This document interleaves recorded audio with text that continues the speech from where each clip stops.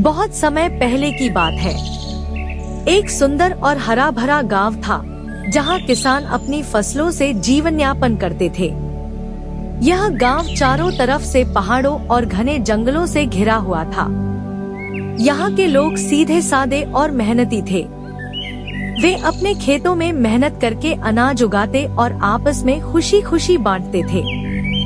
लेकिन इस गांव में एक रहस्य था। एक खेत जिसमें हर साल असाधारण रूप से अच्छी फसल होती थी, जबकि बाकी खेतों में सामान्य पैदावार होती थी। यह खेत रामलाल नामक किसान का था। उसकी फसल हमेशा घनी, ताजी और सुगंधित होती थी। गेहूं के पौधे लंबे और मजबूत होते थे।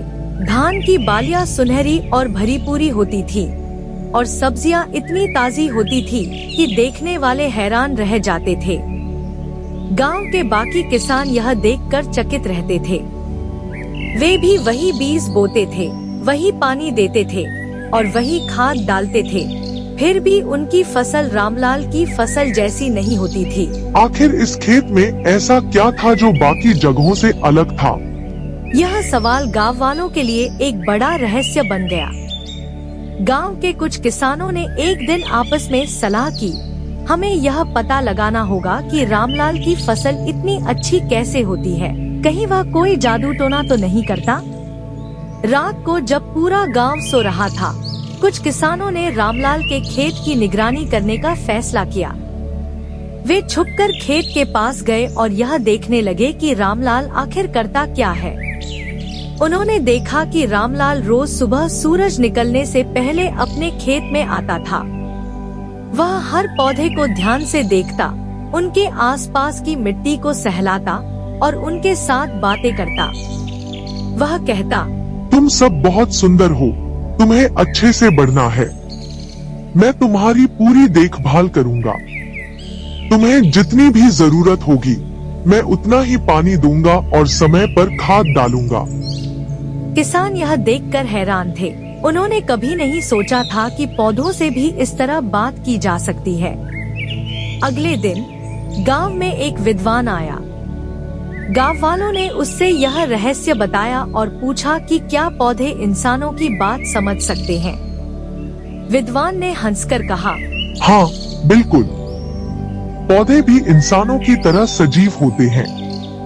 जब कोई उनके साथ प्यार और देखभाल से पेश आता है तो वे अधिक ऊर्जा और शक्ति प्राप्त करते हैं। अगर तुम भी अपने पौधों के साथ वैसा ही व्यवहार करोगे जैसा रामलाल करता है, तो तुम्हारी फसल भी उतनी ही अच्छी होगी।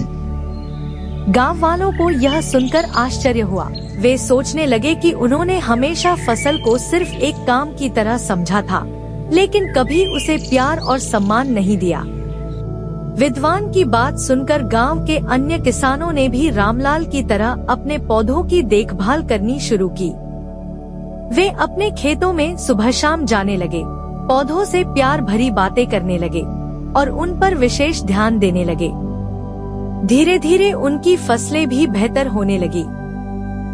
पहले जो पौधे कमजोर लगते थे, वे अब हरे भरे और मजबूत हो गए।